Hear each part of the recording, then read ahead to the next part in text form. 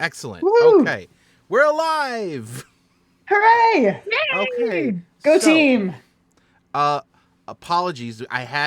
We had a regular episode planned for today. We're going to be doing a bonus action instead. Unfortunately, Goblin Katie was unable to make it due to certain issues that she can talk about on stream when she's comfortable talking about it. Regardless, hello everyone. I don't, We did it. I'm very out of sorts here. Let me see if I can open up my little thing over here. Um, Thank you to I'm going to say this out loud real quick. Thank you to our moderators Billith and Strike Red Kite. You're here. And We did it. today we haven't had Lauren or Latia on for a bonus action yet. So we can have God. we can have some discussions about both your reactions to things that happened in the game that we going back a little while, and also just we found it's a little bit more comfortable and a little bit easier to just kind of have a loose conversation back and forth between people. So and Yeah. in chat here, all 105 people watching, if you'd like, if you got questions for any of us, me as the DM or for the players, ask them, and we will do our best to see if we can answer them. And what was your O? Yeah, let's go around and maybe introduce ourselves and Yep. the show and stuff for anybody who's Start new with who's here. Lauren. I think I'm going. Yeah. I'm looking at my I got my list here. Katie would be first. Lauren's next. I'm next. Hi, I'm Lauren Urban. You can find me at my website, lauren-urban.com. You can find me on Tuesdays streaming on the Phoenix Iwaki channel, playing in a Humblewood game. You can also find me on the Dungeon Scrawlers channel on Wednesdays and Thursdays, playing Orkira Plays Baldur's Gate 3. And supplement that I just wrote just dropped literally like a day or two ago. It's Orkira's Oddities. It's a little $1.99 supplement of magic items that you can find on the DM's Guild. So that's enough about me. And the last thing I'm going to say before I pass it along is I'm officially going to grab questions from chat, and I'll put them in a little backstage Discord. So if you have questions, put question in big capital letters before your question, so that way I know to grab it. And then that way we won't lose it as chat is chatting, and we will do our best to answer your questions as we go. Yay. Yay. Hello, I am Jen Kretschmer. I am in a different location than normal because it's 106 degrees where I live, and my apartment's air conditioner can't keep up. So I am mooching off of my family, and staying somewhere that has air conditioning. You can find me on the interwebs as at DreamWisp or streaming on Twitch as DreamWisp Jen. I do all of the storytelling-y type things. And normally I play Rivulet, your friendly neighborhood tsunami druid. And dreamer, I guess, now. This is Riv's world. We're all just living in it. Or sleeping in it. Or sleeping in it. We just got big on stream, and that's I realize exciting. there's no point to having it so small. It was cute though. I thought it was very cozy looking, but I also appreciate them being able to see us a little bit closer. Yeah. Hi everybody, I'm Latia. You can find me across the internet at Latia Jaquise. It's my name. I do stuff across the internet. I manage communities. I play games. I write stuff. I wear a lot of hats. And in a non-bonus action episode, I play who do I play? I play Essequa. Everyone's studious favorite dragonborn blade singing wizard. And can I just say real quick, Sim, you are now officially a streamer because the first thing that you did was adjust how boxes look on stream. And so that is welcome to the club. You get You a did it cool all on your little own. It's great. crown. I don't know the spiel behind the Idle Champions code, but I could read the code out for you. It's Don't read the code Don't out. read the code. Don't read We're the not code. reading the code this week. Hey, if you put exclamation mark code into the chat, you'll get an Electrum chest for Idle Champions. Don't read the code. Don't read it. okay. Normally we would, not this week. Not That's this a week. spell we don't want to invoke. Although to be fair, the word itself means something completely different. We're just immature. Very. This very is much. true. Fair. We are Um, children. I'm still a little scattered at the moment, but That's fair. Look, you just did something really big and really huge in a very last minute Yep. time frame. So you have every right to be completely scattered. Yeah, with like 10 minutes to go, Sim, without ever having set up a stream before, set up a stream. Yep. And got it up and running incredibly fast. well, So I have run a stream before, but it was like my picture and then like a background, like a reaction channel sort of stuff. That was the closest. But I've now ever done you're a true streamer because you set up like an overlay-esque type situation. to it. And on the fly, literally on the fly. All right. Right. Let's talk about we can talk a little bit about the who are you last- first?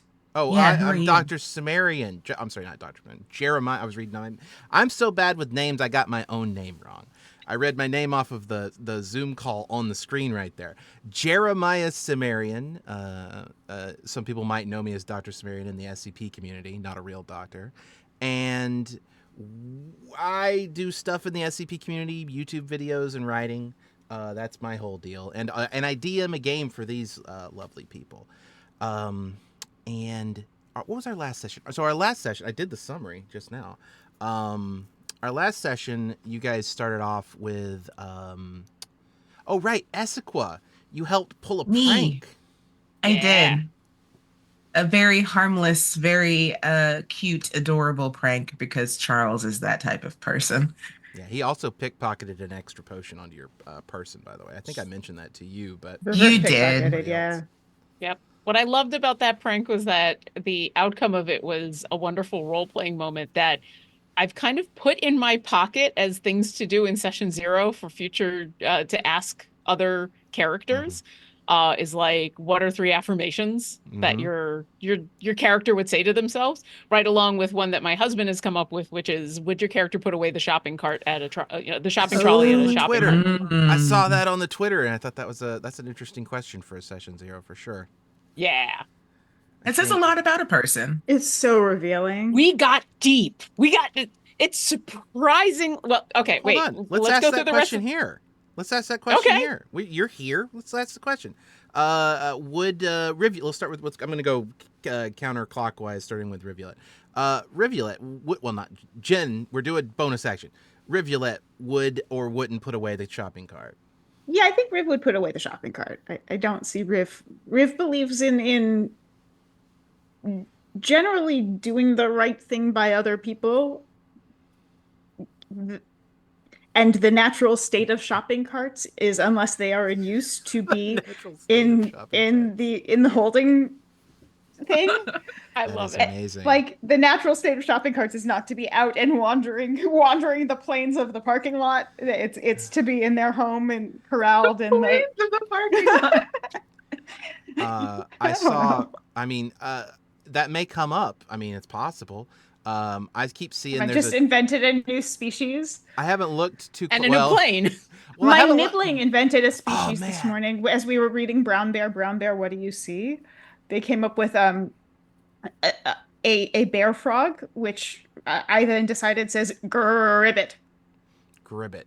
Yeah, like Gribbit. Ribbit. well, in this world, I on Twitter and a lot of D&D Twitter stuff. I saw on D&D Twitter there's a account that keeps popping up on my timeline. I haven't looked into him too closely, but it's such a clever little pun called Gnome Depot. And I saw it and I was like, I need a version. I wish I had thought of that myself, and 2, I need a version of that for my world. So I think I'm gonna have a Nullmart, Mm-hmm. and I love it. they might have living carts. I like this as an idea. I had a whole shopping mall. Lauren was part of that game, but I had a whole shopping mall full of stores for fantasy theme. But it was a domain of dread, so it didn't go well. As many shopping malls are. That's where it came from. As I was talking to Lauren, I had to go to the mall during the holidays. This is 6 years ago or something, and And I came back, I'm like, and I was trying to come up with what this thing was, and I was like, oh, it was just hellish. And then I went, and I think that, notes. Lauren, would Furloughs? Well, I think we know the answer to this question, but would Furloughs put the shopping cart away? So the fun thing about doing this last night, Luke and I, my lovely partner, actually went through our D&D Beyond character list and just went through everyone. Oh, I like that. Because and I remembered some characters I haven't played in forever. So the interesting thing about Fairlos, the answer is yes with a but.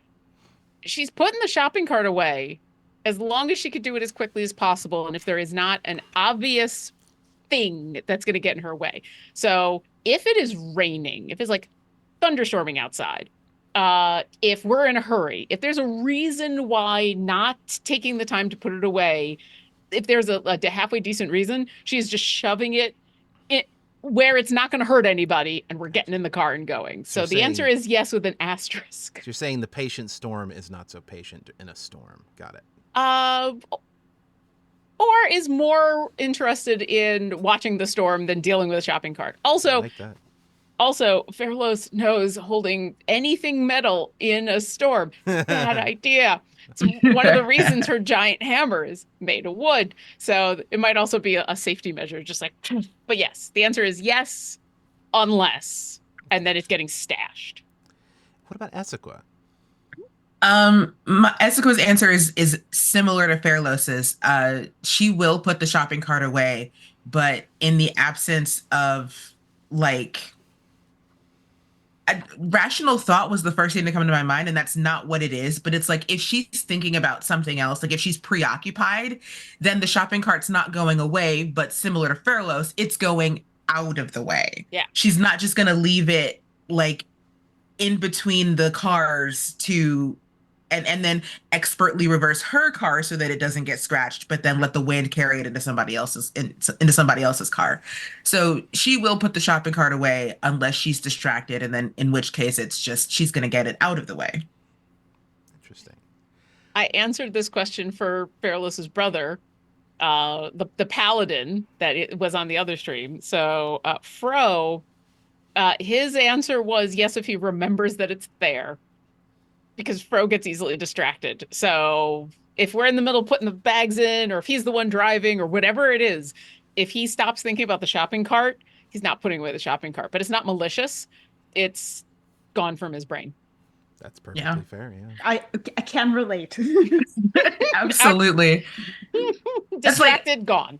I also when I personally go shopping, like I have there's an order of preference for parking spots. It is closer or next to a shopping cart trolley, so that because I don't like having to walk a million miles to put my shopping cart away. So if I can park next to where the shopping cart trolley is, I'm more likely to put the shopping cart away because then it's just right there. Okay, so I have probably the least moral stance of everyone when it comes to that.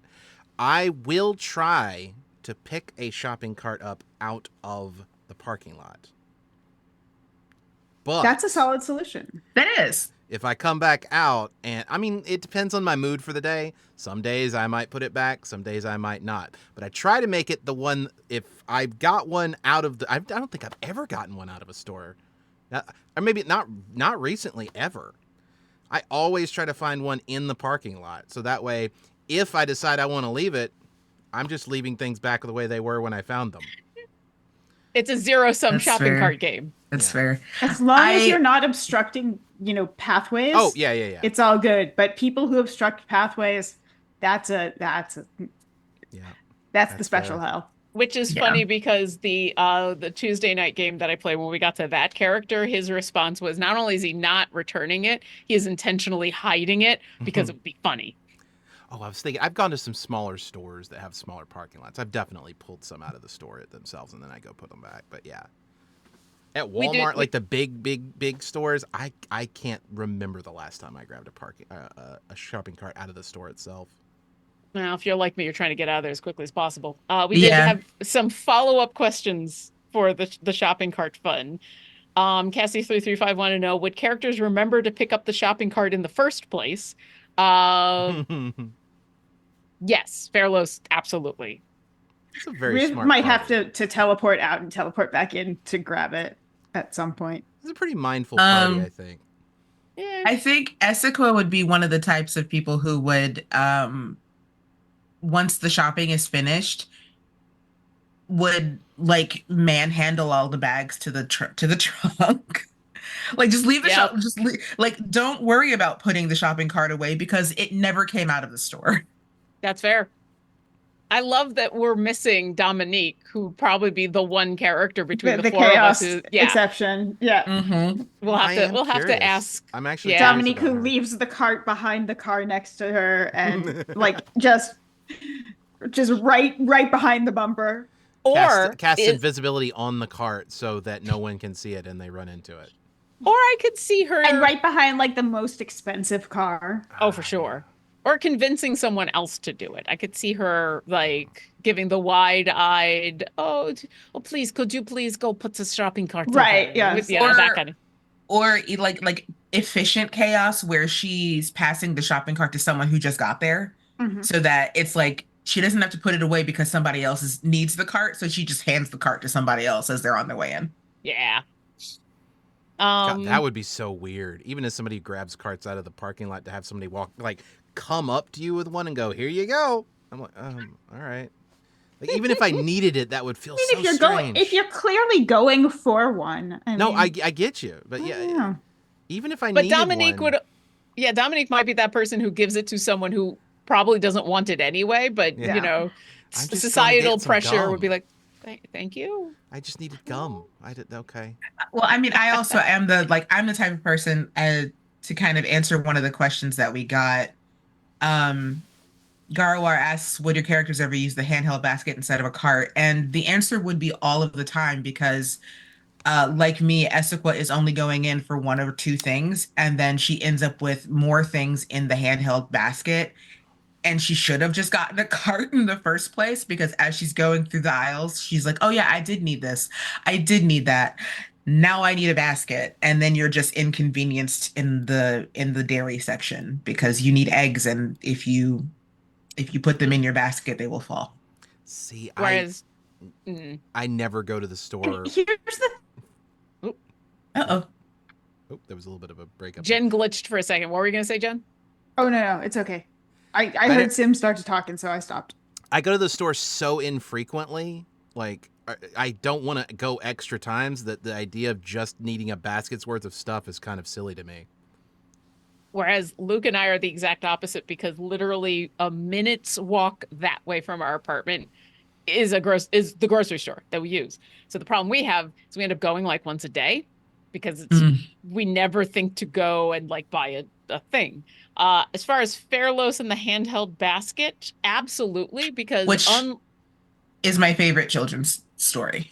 Fearless in the Fairlos handheld and the basket. Yeah. basket. That's an handheld basket. All right, gather around, children. I It's think filled with the Fairlos. yarn. Ooh, yeah. I'm just imagining like a collection of small kittens looking up at you to hear the Yeah, story about exactly. Phyllis and the like a Handheld basket. campfire crackling in the background. All of Fearless's baby cousins. Yeah. Oh, Just like let me tell you the story, the children's story of my adventures with the handheld basket. I think she's almost always getting the basket when I think she goes in and gets exactly what she came for and is gone. Like there is no futzing about. So if she knows it can fit in the basket, absolutely, she's just taking the basket. So she's the exact opposite of Sequoia. She's like, nope. If I don't need it, I'm not getting it. I'm gone. the thing that I feel like no one has mentioned, which I think Riv might do something similar to this, but nobody's used a mage hand yet. No one's Ooh. keeping their hands free and having a mage hand pushing their cart. That's fair. I don't have And access to a mage hand. I feel like familiars might be involved for Riv. Like Riv has enough friends coming on the shopping trip that Somebody else might ride in the basket. Somebody might be pushing it. Someone's flying above it. Mhm. I'm just imagining like you go in for bread and there's like, you know, a baguette thing over here and your little water elemental pet goes over to grab me like, no, let me get that. Mhm. Also, the other fun option, which a couple of my other characters did do, which is, yes, I'm always going to put the shopping cart away because I get a chance to ride on it. And every time you're riding the shopping cart to the place.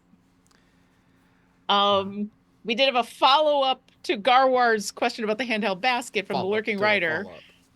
Silly follow-up question: would they enlarge the hand basket and use it to planar shift to where the devils come from so they could be said to go to hell in a hand cart? Yes, just for the lulz. Just for the puns. Yeah. Mhm. Only if my handheld thing is full of coffee, because now we know how valuable coffee is in the hells. True. I believe I can make that happen. A giant Well, hand wait. basket. Or the question is, can we shrink the hells down small enough that we can put the hells in a Them. handbasket? Ooh. Oh. Ooh. Or That's an adventure right there. is just putting like a being from the hells. Like, can we summon an imp and get them to sit in the basket? And then is it hell in a handbasket? Like theoretical hell in a handbasket. That is a that is a prank that all of the students try to get try to get the headmaster to do every year. They try and get the headmaster to summon Steve. No, it's the hell in a handbasket prank Oh, where they try somebody to get tries. Marlowe into They try to get him to sit in a handbasket. So wait, if we can manage to get Marlowe into a handbasket, can we have an auto win for the group on Prank War?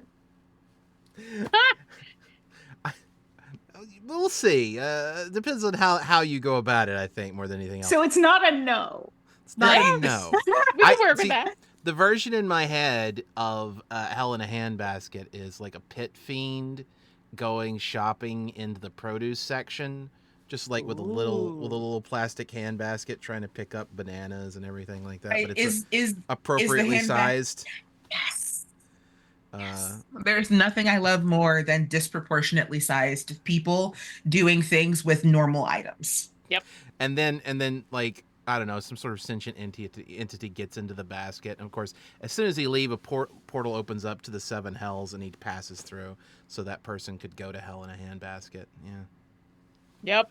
That's the version in my head. My brain was building the feg hoot immediately. So as soon as I heard it, the pun, I was like, how do you do that? That's how you do it. And those devils always putting the shopping cart away. Devils are Always. lawful, right? Yeah. So Yep. under normal circumstances. And while it is But they're technical, evil. well, true, So- but they are technically putting the shopping cart away is technically not a law. It is a social construct, which is why we can talk about doing it or not doing it. But I think in the nine hells, it is a law, and you have to do it. But I think they probably do the thing in where they'll take the larger baskets or the larger trolleys and try to like jam them into the smaller ones. They'll just Mhm. make it so inconvenient for the next person, even though they're technically putting it away. I'm just thinking of how. No, I'm silly- gonna. This is where I live in my alignment. Because I think for me, the clearest way I can define good versus evil is altruism versus selfishness. Yeah. And the most selfish thing you could do is the convenience of not returning a cart. And so I think there's an orderly way to abandon your cart in a parking lot while still creating difficulty and catering to your own selfish needs. So I would argue that the not returning is evil, but it has to be done in a specific way. Like you can't, either the law is I don't know, maybe it's that you can't take the cart off of the property, or you can't obstruct certain things, or I don't know what it would be, but it can't, like there are certain chaos norms you can't violate. But yeah, so for me, that's the spectrum of good to evil.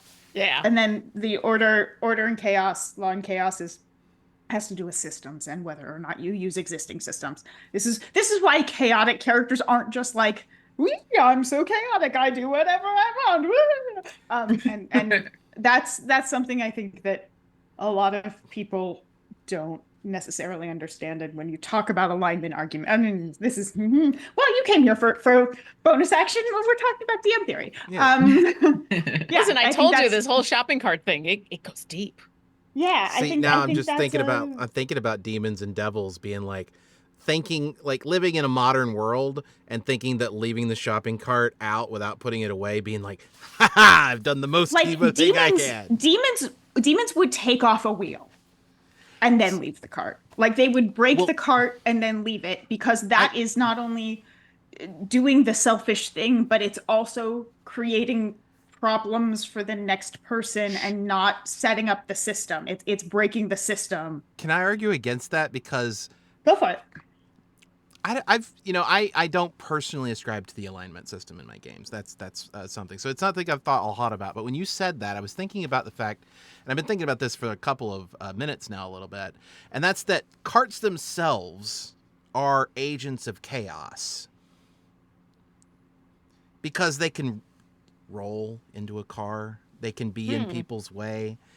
They exist as so. The They disorder. can have a squeaky wheel. Yeah, they give squeaky wheel.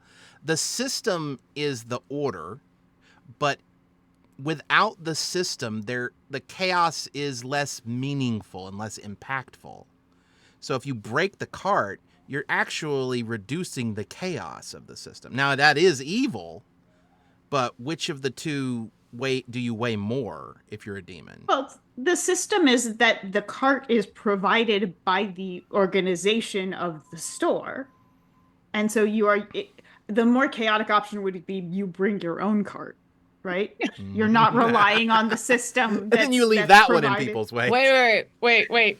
So I don't know where it is everybody else, but I am in the Pacific Northwest in the greater Seattle area where everywhere is now you either bring your own bags or you have to I pay was 10 just gonna get there. Yeah. We're just So gonna does get there. that mean now that we all have to bring our own bags to the shopping that we are now in a more chaotic system? Well, no, because I because love it. Because, well, I mean, arguably, possibly, but I think officially because the system has changed, that is officially the system now. That's not if you've been doing that, 10 years ago, that's much more chaotic because that's not the expectation of the system.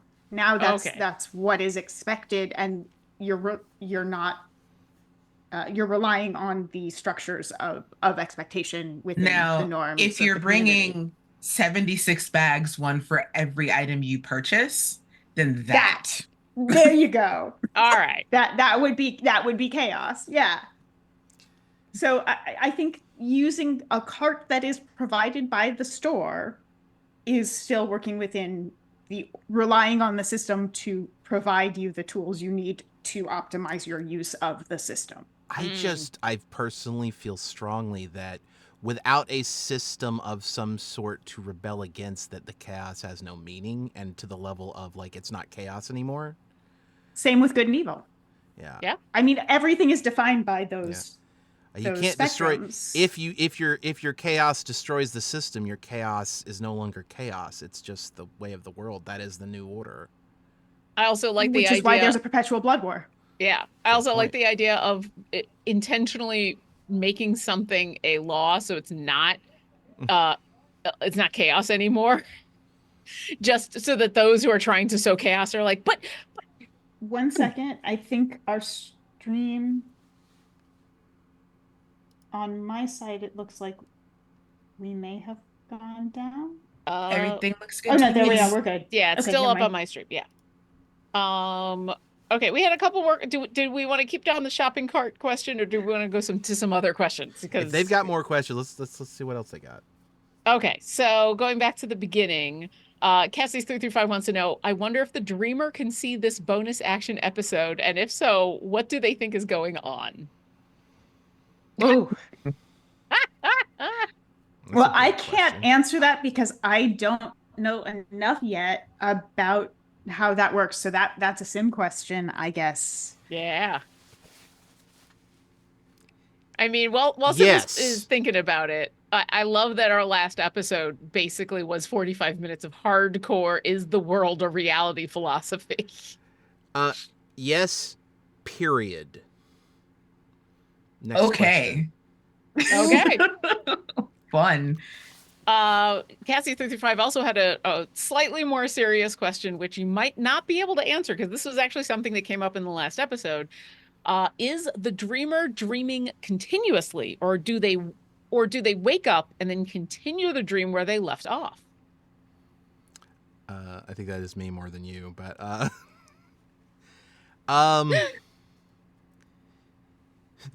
gonna do the same thing. Mathematician's answer. Yes. Okay. Lurking Rider has a question for Latia. What are Essequa's thoughts on the annual prank war? Having set off her own prank, does she see it as a way to put the knowledge and skills she's learned into practice? That is a really good question. Because like all of the other players in this game, I just learned of the annual prank war's existence while we were playing, which meant that I had to think about how Essequa has historically reacted to the annual prank war. And I think mostly she's been a kind of casual watcher. But this is the first, I'm pretty sure this might be the first year she has consciously contributed to the prank war. So having actually like used good abilities and some spells that Latia personally wasn't sure were going to be a good fit for her spell book very efficiently, I think she kind of sees the merit in having a little bit of fun with her with her magic. Because I I think y'all remember when we leveled up, I was like, I took a vortex warp and I don't know how that's gonna work. But to see me pull it off really well with Charles there was pretty cool. Gave me an idea for future use of the spell. And yeah, I think she well, I mean, if this wasn't her last year, she'd definitely be interested in maybe participating next year, like in a on a grander scale. I think I've only mentioned the prank war one time before it actually came up, and that was when I think it was Dominique was talking about spell selections at some point. So very similar to your thing there. Dominique wasn't sure if she wanted to take invisibility or not. And I was like, just so you, and I said it in chat, I was like, just so you guys know, there is a prank war that's going to come up soon. It was a very throwaway response, but she was like, yeah, I guess I'll take it then. Yeah. You got another question? I'm just looking. Cassie335 wants to know what happens if the dreamer eats too much cheese before bedtime. Does the players in Book World suddenly get very strange? How dare! Cheese is a national treasure and makes everything better. And you're also saying the players in Book World isn't already very strange. That's true. That's very or doesn't true. get very, very mundane and prosaic. Cheese is the least of the world's concerns. Also, Right? before the thing that put the dreamer to sleep, she was told not to eat for I think it was 18 hours beforehand or something like that. So It's like don't go swimming on a full stomach and don't dream a world into existence after you've eaten cheese. So there you go. Yeah. I mean, I can't eat cheese on a regular basis anymore because I'm old. So I have to strategic cheese. And so strategy cheese. I worry so much that that's going to happen to me. I'm like, oh no, am I going to become lactose intolerant in my middle age? Is that what's about to happen to me? Milk just makes me sleepy. My middle age started when I was like 10. So here's the thing, and I've talked about this on stream before. I've always had this problem with cheese. I just recently, like in the last couple of years, realized it was the cheese that was causing it.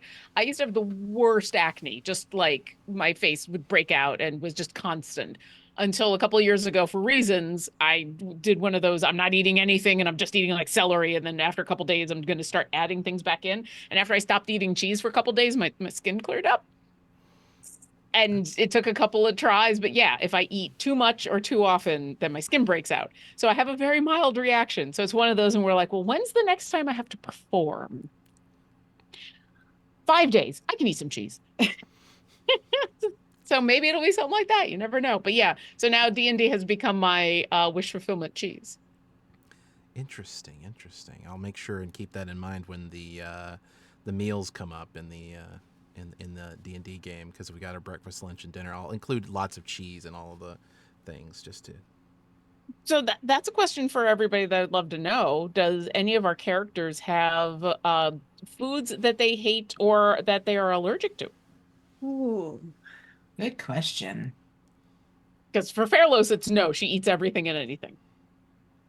I have to give some thought to that because Riv may run into some of the same things Olindra did in terms of the morality of eating living beings.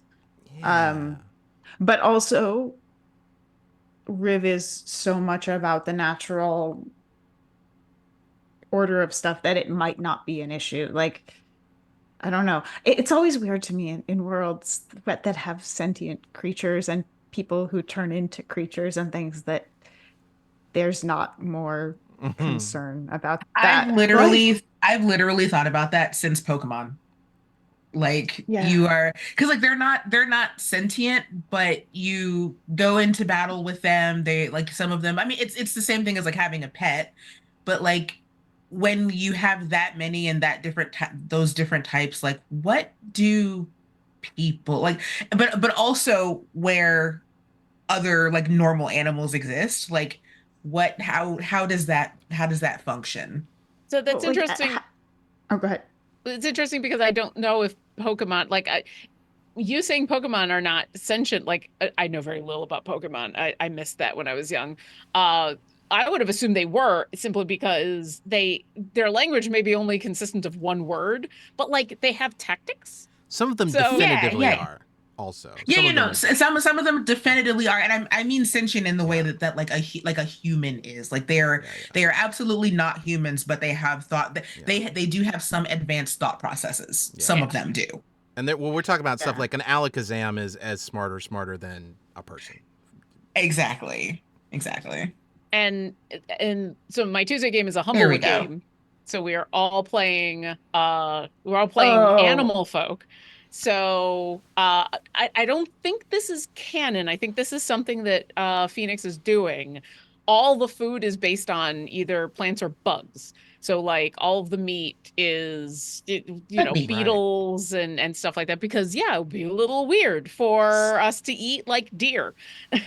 The so ethical quandaries I got into when I was writing for Humblewood, thinking about imports and exports of places and Yep. what they could actually reasonably import and export. When you start thinking about things like leather-based goods, Yep. Mhm. Oh, you're suddenly going, yeah. "Oh, that's horrifying!" Like you can't.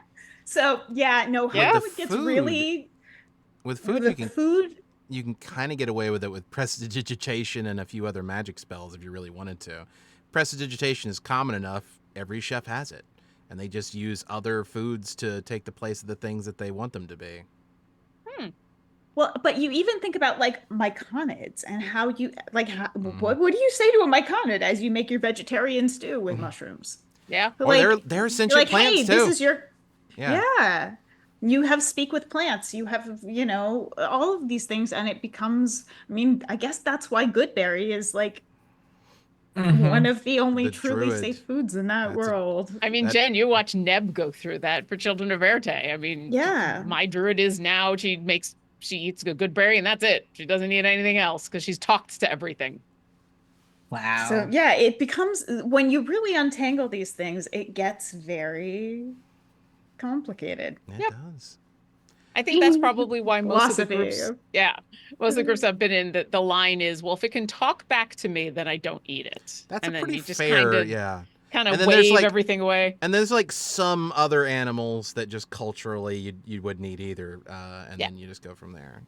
Yeah. Mhm. There are cow creatures in Humblewood though, because there's images, Mhm. there's art in there that include, like, they're not classic cows, they're like I've All lost of the name the of it. Humblewood creatures are humanoid versions of these. So they're bipedal with Hands limbs and hands, but they yeah. have features that are descended from those beings or from deities that were those beings, Yeah. those animals. Whereas there is art of those big shaggy cows with the huge horns pulling Highland carts. cows. Yeah, there we go. And so could there be steak? Also, then that got us into the question of, well, are there minotaur that ever come to this land? The other half of it is I mean, if we're really going to get in, you guys are talking more the philosophy of it, but I'm thinking of the biology of it, because like a minotaur eating meat seems wrong because the animal that it's based off of is purely Is it? herbivores. Mhm. It becomes cannibalism. Yeah, it's really it Well, gets okay, but- Well, very not if- even eating beef. Eating any kind of meat would be strange. yeah. Would it though? Because Guess we're animals. we're Well, animals and we're- we're no. carnivores. No, we're omnivores though. Yeah, but True. like a minotaur, which is based off of a cow, which is purely a plant-based eating, which purely Yeah. eats like plants. The Like, biology then doesn't. having a burger. But it's Yeah. humanoid too, so it has. I mean, it's part You can make that argument, human-ish. yeah, but it's So like where did it the could be an evolutionary omnivore. well, evolution's not usually a thing that happens in these games. It's usually magical, but sometimes it can be.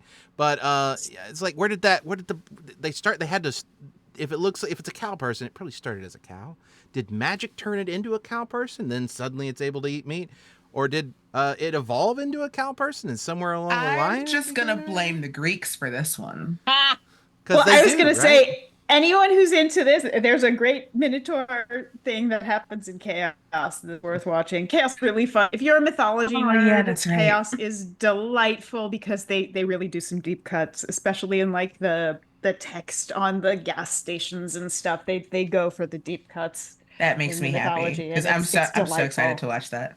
I can't wait to talk to you after you do because it's so much fun. This is This is much also- deeper than I've considered these particular questions for my world.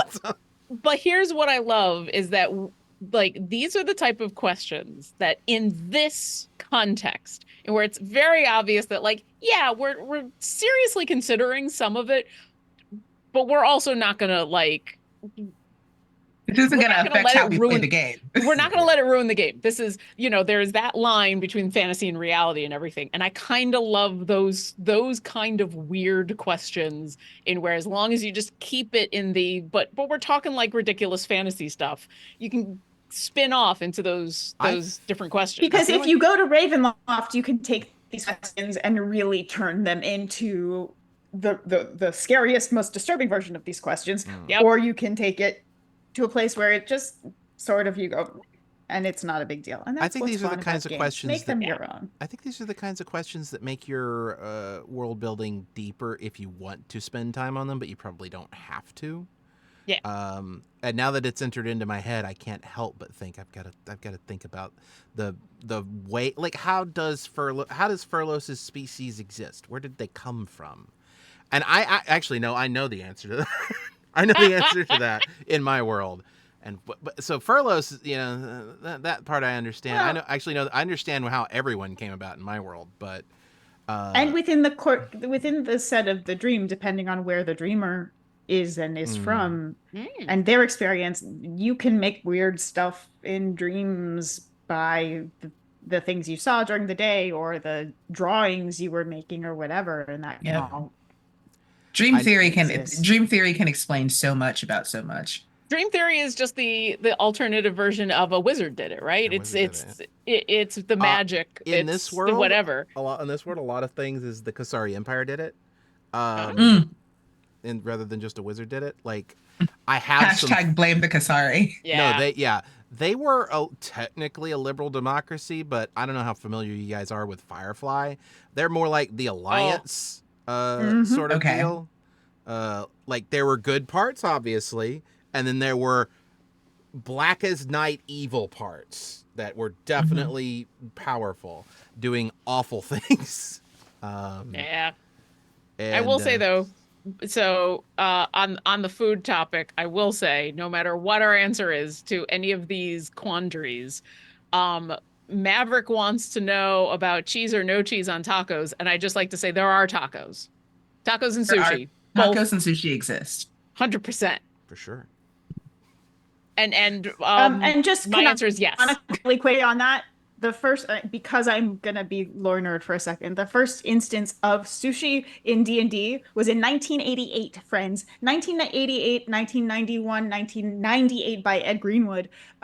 Sushi is in canon starting in 1988. This is not a brand new thing. Yeah. And I'm pretty sure tacos were in Mastica, like a variant renamed, but tacos existed in Mastica. Yeah. So these are not new things being introduced, and the fact that people think so many things are new, they are actually very, very old and have been here since first or second edition. What I loved about what I kind of enjoyed was the pure blindness of certain people to the hamburgers right next to the tacos. Yeah. These are the same people that go, these are the same people who will say, with no understanding of how wrong they are, that diverse voices in creative spaces don't mean anything. But I'm betting if somebody with one of the more diverse voices were looking at that image, they'd probably have spotted the hamburgers first and not the tacos and the sushi. Like, Indeed. it's their worldview. They see the hamburger, even though, by the way, that type of hamburger in general is actually newer than both sushi and tacos. But they see it as normal. Yep. It's so annoying. Yep. Are we good with food talks so we can let chat know that we're done and Yes. moving on from that? Okay. We should. Does someone with a full keyboard? Can someone with a full keyboard type Yep. that in? Yeah. I got that. We I have are only iPad done keyboard. with food. I'll spin off Thank you. from there because someone brought it up in chat. So along the lines, and we don't have to go down this this rabbit hole because I think all of you have gone down this rabbit hole with me. Along the lines of questions that are fun to really think about out of context, that can help inform some fun things in the game but shouldn't take over the game. The bag of holding as a magic item is just one of my favorite things to, to go down that rabbit hole of, well, can you do this and can you not do this? Because if you just take what's listed in the text as this is it, this is the only thing that's canon, if it doesn't talk about it in the bag, then whatever you say is true. You can get in some wild philosophy. It's fun. I still like the portable hole wrapped around an arrow, or is it something like that, portable hole wrapped around an arrow that you can shoot at the thing with the bag of hold, or no, it's maybe the other way around, but this bag of holding is on the end of the arrow so that when it hits something it goes through it. Yeah, that was a Strahd killer plan I had, basically. I had except I had a familiar who dropped it, but that was a. Did it work? Well, I made the mistake of letting my DM know my intentions a little too early, but we tried it, didn't we? Did we end up trying it, or did I not get to even attempt? I don't think. Oh no, because of the Trask. Well, yeah. Because of the Trask. What? Yeah, that long story. Also, There's did you Trask know? and a time stop. Did you know? Oh, that. Yeah, when you pull creatures out of a demiplane, they don't necessarily have to be pulled out on the ground. You can place them in the air. When you create food and water, we're not getting into food, I promise. There's a whole bunch of spells that people always think on a linear plane. And it's like, no, 30 feet also includes up or diagonal or down. Yeah. And my favorite thing to do is like do things like that, except at an angle. So it just lands over there. I also want to offer a small point of clarification. The content warning for the particular user in chat is about meat specifically. So we can talk about like salads and stuff like that, I think. Okay, so thank you for the clarification. Mm-hmm. So I will say that because Create Food and Water all talks about is like it's hardtack and water. Mm-hmm. I always picture it as like this, and it's like 40 pounds. It is a ridiculous amount of food. Oh, like so earthquake bricks. Yeah. So I picture it as like, just this big giant block of hardtack going poof. And then the water becomes one of those, okay, wait, it just says the water fills up stuff nearby if you want it to. If you don't want it to, is it just 8 gallons or however many gallons it is in the Deluge? air. Or It's- could it be a block of ice? Or could it be a block of ice? If you drop it from high enough? That's Yeah. dangerous. Oh, but if you could make it a block of ice, you could also make it steam, and that much water as pure steam would expand so. Oh no! That would be scalding. Yeah, it's scary. Ooh. Well, put it in a Or small. now in a you've made contained- balloons happen. Well, no, you put it in a enclosed container that can fracture. Mm. This is how you make weapons out of the most mundane snack spells. By the way, run these ideas by your DM if you ever want to try. Do not spring Especially- them on your DM. Especially if you're bending the rules a little bit Yeah. about what's like Yeah. I think it would be fair to argue with the create food and water that water is water ice, is water steam, or do they mean liquid? Like, I think that's a fair thing to talk Yeah. about. But you can do it 30 feet in the air. You don't have to do it 30 feet on the ground. Have fun. Have fun with Yeah, that this bit is of all knowledge. fun theory crafting stuff, but it's always worth checking with your DM, or at least at the bare minimum, know your DM and know if they are okay with shenanigans, or if shenanigans are gonna not fly at your Yeah. table and take Yeah. away the fun from everybody at the table. Yeah. Control water can turn water into ice, right? Let's look it up. Yeah. I'm doing it. I'm looking it up. Okay. I would look it up, but I got to leave my screen exactly the way it is. Let's see. No, it does actually. It does not. It does not. Well, no, you can do a whole bunch of things with it. You can make it One of them is not. be all sorts of okay, I stuff, know. but it is water. What You is cannot this? change its physics state. Gosh, Mm. if you could find a way to freeze water, that would make explosives even easier than steam would, because the expansion of water is basically an unstoppable force. With regards to normal mundane materials, I'm sorry. Now I'm theory crafting ideas. When You the also DM have to starts check- the theory craft.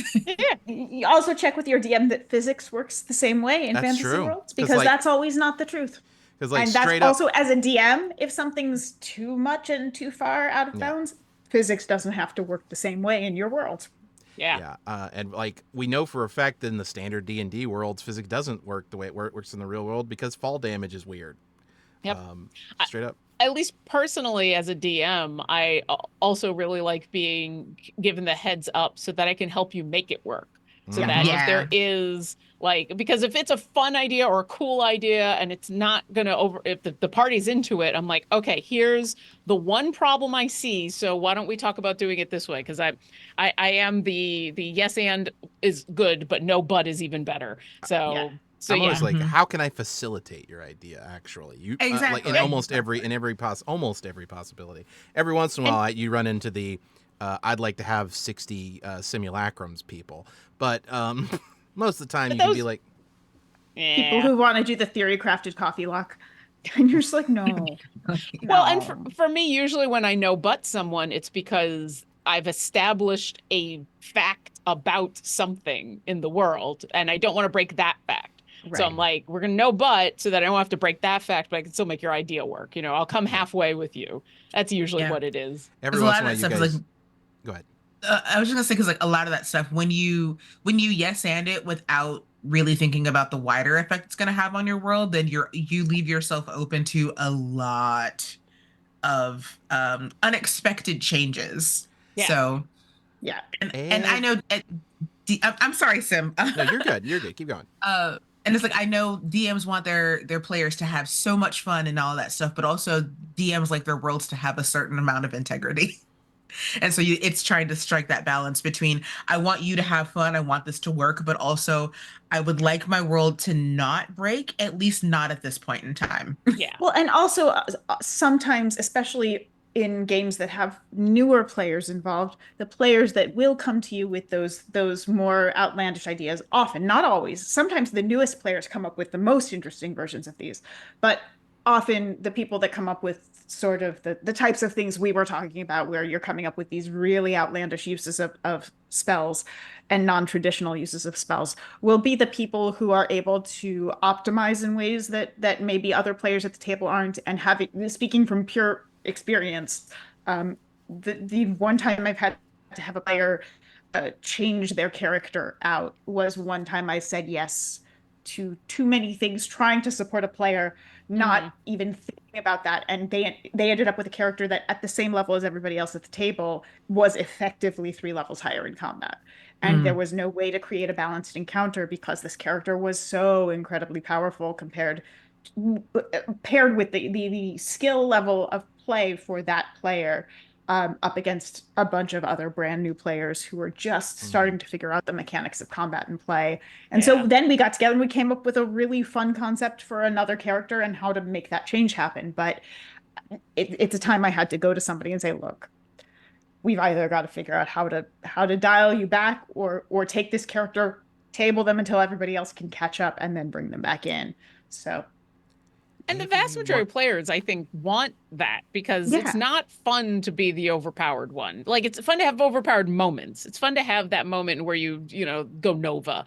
But like moments, yes. But if you're Gandalf riding in to save the hobbits every single time, that gets boring for everybody. So everybody kind of wants, that good mix, essentially, Yeah. that everybody is contributing to stuff, even if people have their own specialities. I always say, and this is because I'm a forever DM, I have no games that I get to play in anymore. But the few times I have where I've spotted this as a problem, I've figured out very quickly what the solution is, and that's that, like, as a player, and Jen, your case is special because you're talking about new players.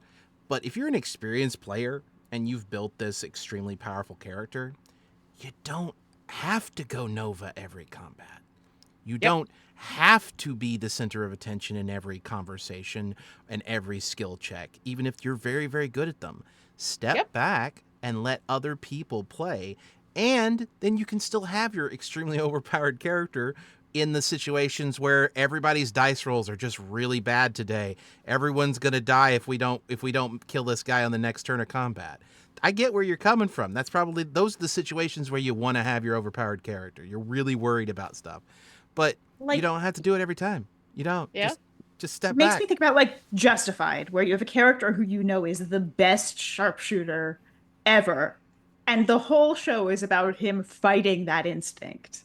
Like, he wants to shoot that gun so badly, Mhm. but he knows that the second he does, it's bad news. And Mhm. so it's this dynamic of knowing that the second that it happens, it's over. But also from the jump, you know that the second he does, it's over. And Well, and that's a great thing to have in a character. One thing I've seen so many clips of Justified on YouTube. I haven't watched the series myself, but So good. this is the funny thing. It is a more balanced character because he's very good at shooting, but every time I've ever seen him get into a physical altercation, he gets his ass kicked. Mm. Every time. The moment that actually I just thought of, so level 20 characters are just broken by default. That's half the fun of them. I played in a couple of one-shots, and I'm thinking of one in specific where we're playing level 20 characters, where I was playing level 20 cleric. I hadn't multi-classed, and at that level, your divine intervention just happens and it just goes off. And so in a one shot like that, and we were raising money for charity and everything, I basically just like messaged in the back chat of like, hey, let me know when you want this bomb to go off, when you want me to drop the divine intervention, because I don't want to just negate everything that's going on because I can call in my God. But I want, so let me know when you're all are like, yeah, let's go ahead and do this. And so those kind of Nova moments, even if it's one character causing it, it can be a discussion it could be a fun discussion at the table of like someone going, yep, now's the time. And then it's fun for everybody because you feel like it's a team effort, even if technically it's one person doing their cool level 20 thing. Although I would argue, to be fair, I said earlier, like, you don't have to go Nova every time. You can still build your overpowered characters. You also could just build a normal character that plays normally and not be overpowered. You could do those things too. But if you're one of those players who just has to, if you're one of those players who just has to have an overpowered character, then okay, work with the DM and the rest of the players and understand that you need to give a lot, not a little, give a lot of space for other people to grow as characters. What were you about to say? I'm Yeah. And sorry. maybe find ways to do that where it's not affecting your overall stats, Yeah. your top numbers, because that then trickles down to everything and sort of makes all of your skill checks and everything also outrank everybody else. And that never feels good as another player at a table when you never feel like you can be good at the thing you're supposed to be good at. Yeah.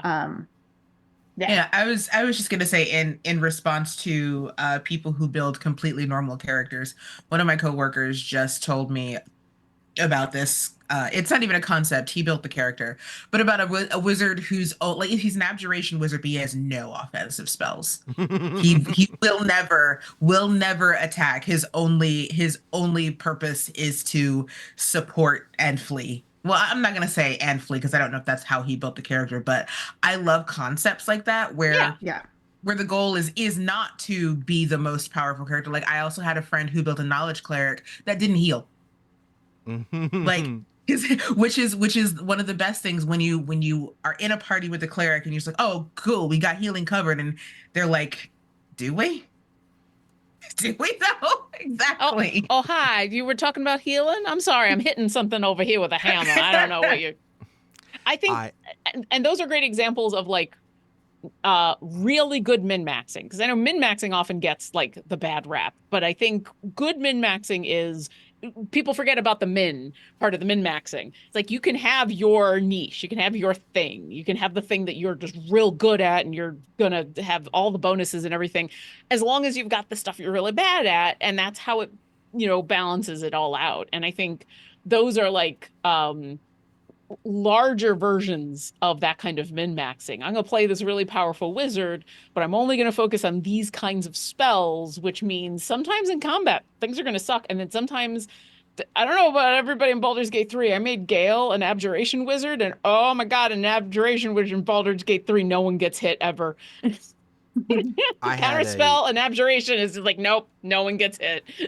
I had a very brief experience where I was able to play as playing a game, and one of my guiding principles is I have a bad habit of wanting to build overpowered characters. Like I want to build this, so my rule is I never multi-class. That's my rule for character creation. To keep my natural instincts to build these like weird, 3 or 4 multi-class things, like a Gloomstalker, assassin, fighter thing, those sorts of things. So I built a divination wizard, and the only damage spells I took were divination spells, which there's like 1 or 2 of, and There's a couple now. There didn't used to be any, and that was always. I lived in that world for a very long time. Mm-hmm. And then we got Mind Spike. Yep. I love that character. Yeah, Mind Spike. That was I remember Mind Spike. Mind Spike. That was that character concept I loved because it was a divination wizard who was a warforged who was living his life in a Groundhog Day loop. So when he was using his portents, what he was actually doing was like, wait, I've seen this before, and knowing which way. I love that. But then, his only damage spells was I think at his level, I think his only damage spell was Mind Spike actually, because divination. They also get like a refund if you upcast it. So you would like upcast it, then get it at 6, and then upcast it, and then get it back down. But it's not a very good damaging spell. It's fine, but it's not great. And that was his whole deal. It's like because I knew I took Lucky, which was a semi-high level starting thing. So I did the Lucky divination wizard thing, and I was like, but to keep myself grounded, for lack of a better way to put it, I went with that. And I think I still frustrated my DM a little bit, though. That was a learning experience there. I very, very rarely multi-class. Usually I need like a story reason for it, or a really good character concept. And even then I'm usually multi-classing because of the character concept. I did do the hardcore coffee lock multi-class once. The reason I did it was because the character I was playing, I played in a one shot. This is a couple years ago that got filmed literally up in Canada. The game was in Canada, and we were all basically making fun of Canada stuff. So I was in Aarakocra, based on a Canadian goose named Timmy. Okay, yes. and they were a coffee lock because Because Tim so Hortons. because Tim Hortons. So we were only like a level 7 or 8. We weren't so high in level that it was completely overpowered. And on top of that, I was playing a Canadian Goose. So he was just 'cause the other thing about coffee locks, they're not necessarily like frontline casters. They're not like they're supposed to be like damage dealing back casters or things. He'd just get in people's faces. So he was incredibly efficient, but never did the thing that he was really good at because it was funnier to be the Canadian Goose, to be like, ah, and just go straight at things. So you can also build those like, all right, on paper, this is a really powerful character, but the way I'm gonna play him is gonna be ridiculous and it's never gonna work. So It's the Chihuahua that thinks they're a Great Dane. Yep. So, Yeah. you know, and if the Chihuahua knew to attack in just the right way, they're really just overpowered. But the Chihuahua has no idea. I took the opposite end of that trope because I created a Goose Aarakocra. That's your school's guidance counselor, the one who was actually at the meeting. That's Except true. Well, they it's were a just- goose, quickly, though. This was and can specifically. someone put this in chat? I'm sorry to interrupt. Batty asked about the captions. Today they're not working because we didn't have the person who normally sets up our stream. Yeah. And we were in a very quick rush to get this up. So we don't have access to the normal captioning program we use. Yeah. We're very sorry. The YouTube will have captions, but unfortunately our live stream today doesn't have them, and we apologize for that. Yeah, I said it earlier, but it might have gotten lost in all of the questions about shopping carts. There was a lot of questions about shopping carts. We did also get in a fun question from the Lurking Writer just now. For each of the players, what do you think your character thinks is going to happen in the next episode? What are one of their immediate goals, for example? Which is an interesting question because it is the kind of thing that I guess we need to talk about what we're about to do next, aren't we? That's right. We were just because let's recap. We were basically kind of asked to go visit a temple Mm-hmm. to which god? The god in the heart? God in the heart. It's a God in the God Heart in- temple, yeah. Okay, to the god in the heart. Kind of like either like an abandoned temple or something like that, and then kind of figure out what's going on there. Oh, Wasn't there? There's a book. There's It's a an book that ancient we're. right. There's library. a book. You're probably Yeah. not going to even have You're probably going to leave at the end of the next session for that. Yeah. Oh, you still yeah. got the- Well, and that was going to be my question because I wasn't sure, because as far as Fairlos is concerned, we should leave right away. This is all important. And Fairlos has other reasons that she'll explain in the next episode why she thinks this shouldn't wait. So it is the intent that we are like next morning getting on the boat and going, or is the intent we're supposed to stay and hang out for a little bit longer? Because If you leave before, I think he scheduled your off time for a week from now. That's gonna put Fairlos in quite a position. she is not going to be happy. And we can talk about that offline, but I will say like that's her instinct is we're going to leave that room Mhm. and we're going to go talk to Dominique, and then she's going to be like, And then I'll we're go, gonna go. I'm going to prepare the boat and we're going to get going because this can't wait. So that would be the answer to your question. Is Fairlos's the next thing she's thinking about doing is prepping the boat to leave. Yeah, I know I have a note somewhere of something that I wanted us to do, but I don't have my notes open today. There is the thing that you guys were talking about. I think it was either Rivulet or Dominique brought up that they wanted to go into town to do some. Well, I mean, obviously, if you're going to leave, you got to get supplies. You got to do a variety of things. Make I sure think your ship. Dominique was interested in talking to some people in town. You also got to make maybe. sure Yeah. that your ship is capable of sailing right now. You guys pulled in, and you haven't checked on your ship in the last day. I think you checked in yesterday. Yeah, there's there. You guys got to check on your ship, make sure that it's capable of sailing. Might need some repairs. It's a pirate ship that probably wasn't kept in very good order. Wasn't kept in tip-top shape. Ship shape? I was gonna say ship There you shape. go. Yeah. Ship shape. Ship shape. It But was yeah, kept in ski boat shape. Yes, Ah. yes. Mm-hmm, mm-hmm. I was trying to come up with something better, but I couldn't get it quickly enough to make it funny. That's Um, fair. We also still, as Cassius 335 points out, need to come up with a name for our trading company, which we Oh my have God, talked yes. about offline, like in our private chat in between sessions. We have We're just discussed gonna at be the length. trading company. We Trading talk company. about how we talk about how it's going to this come this naturally. for that. We talk about how it's going to come. Our rivulet, or Jennifer, you've said multiple times that it'll come naturally or it won't come at all. I look at it from the perspective of like right now, this is, I guess, just sort of players in book campaign 1. As soon as you guys come up with a name for your trading company and or party, then we can kind of give the show its sort of final name. But until then, we're just kind of winging it, and it is one of those things where it's like, I think you'll find it or you won't find it. That's how it goes. I think we'll find it. I think it's just one of those things that has to happen organically. Yeah. The harder you try and push to name something, it ends up, not being the thing. Yeah. And it works with everything. That's how Dio got his name. My dog. That's fair. Are there any other pressing questions? Because we are at the hour and a half mark.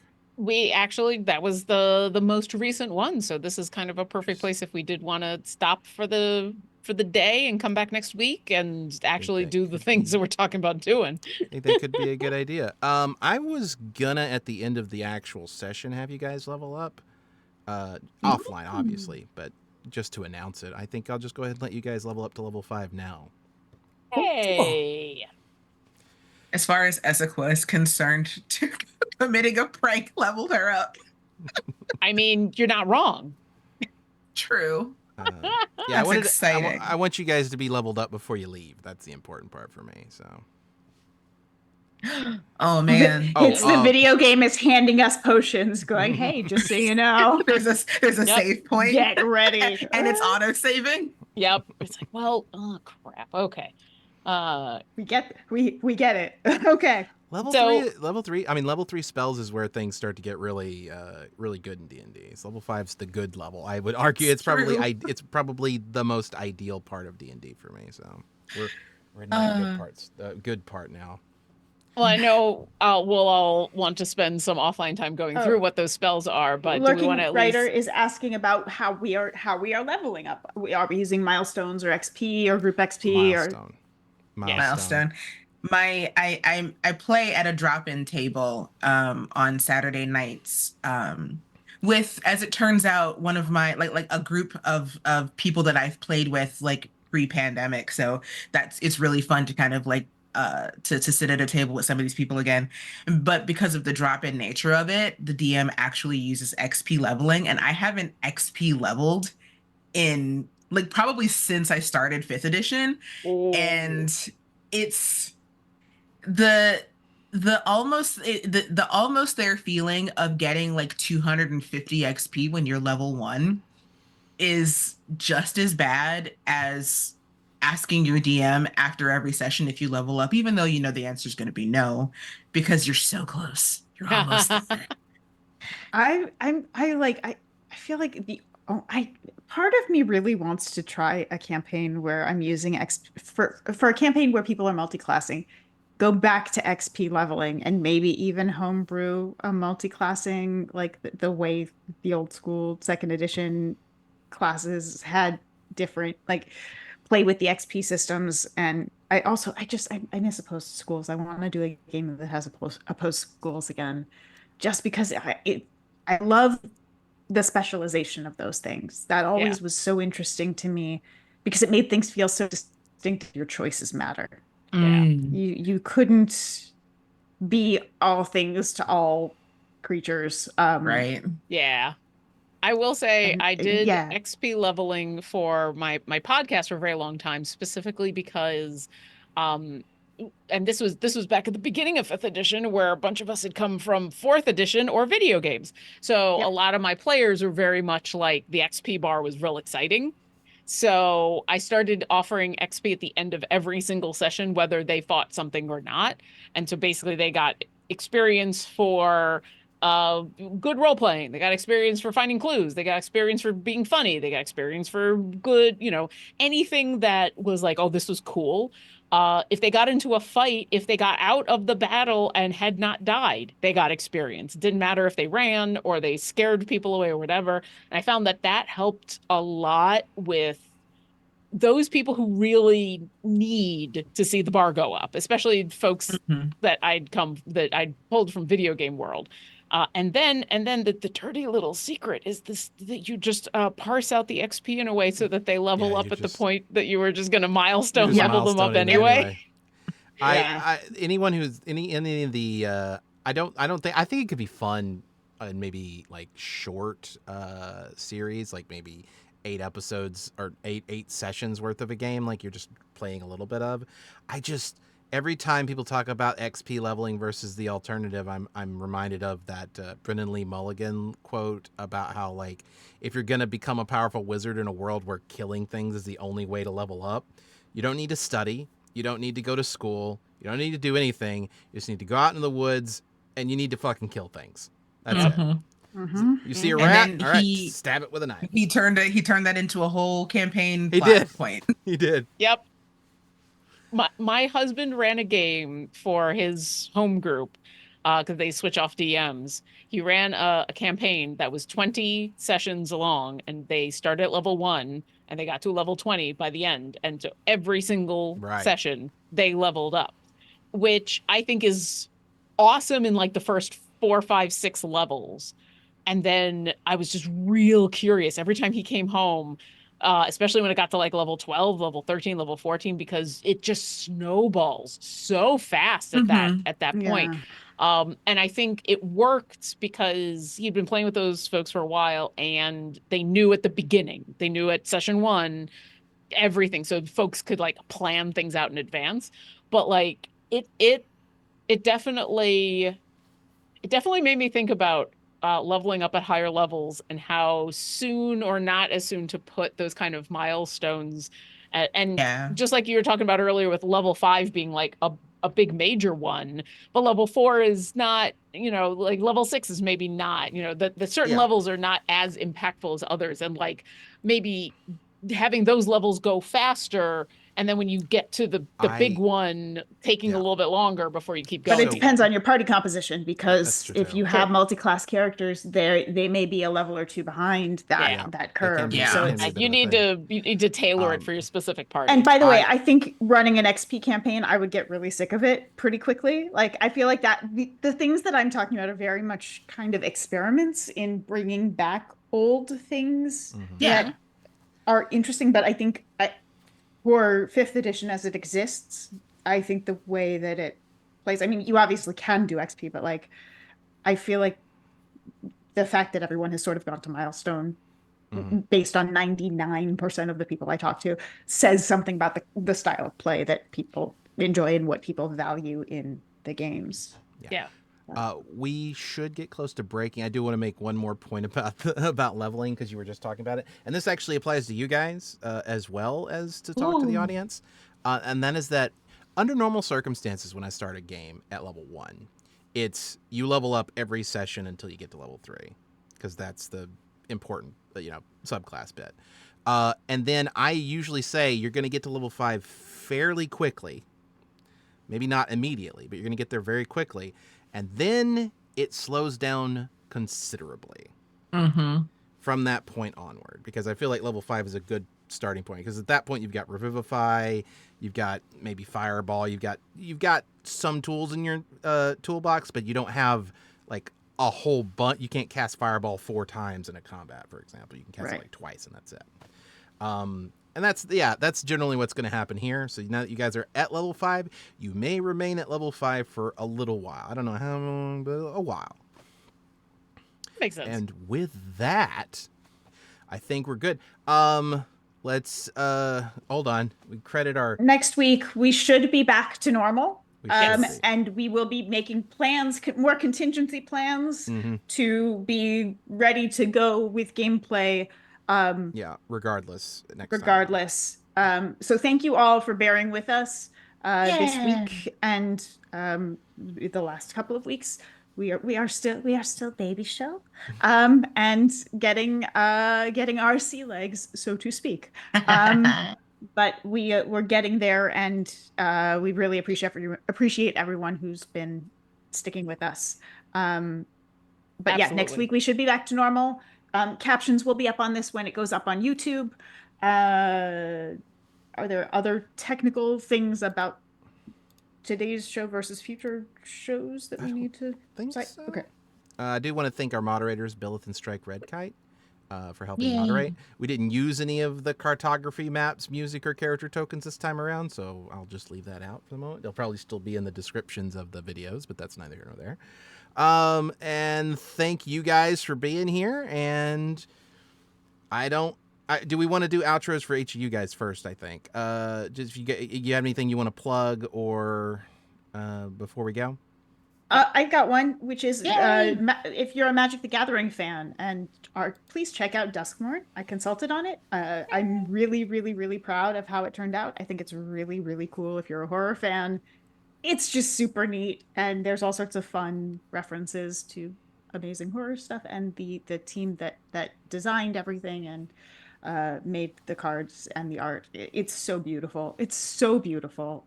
So please check out Spooky Things. There's great short stories set in the world by Sean and McGuire on the website. And yeah, please go check it out. For me, lauren-urban.com is my website. If you go to the front page, it'll have all the important things. If you scroll down a little bit, it'll literally include like, here's stuff I'm doing right now. The most recent thing being, or here's Oddities, which is a supplement of 33 magic items that came out just a couple days ago on DM's Guild. It's $1.99 because I've priced it for today's economy. So Do you want to go link it in and chat? Yeah, I'll grab it. I have it open. Oh, thank you.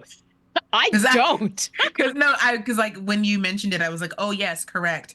And I had some credit from a thing that I did forever ago. So I Yeah. bought it. Oh, thank you. The other people involved, so I did the writing. The amazing Hannah Rose did all of the editing and contributed to a couple of the magic items. And my lovely partner Luke McKay did all of the art. There is no AI that was involved in the making of any of this. If you like things, if you like any of it, then Luke and Hannah are awesome. And if something is weird, it's fine. Don't worry about it. It's normal. I'm not gonna say it should be weird, but weirdness is normal. Especially Heroes with gone Orkira's throughout the Oddities. multiverse. So Yeah, these are oddities real are weird. standard. Yeah, these are real. They're supposed to be fun magic items. I mean, it starts with an alchemy box and it ends with bags of glitter. So there you go. There's nail polish in there. Yeah. I'm totally interested. All right.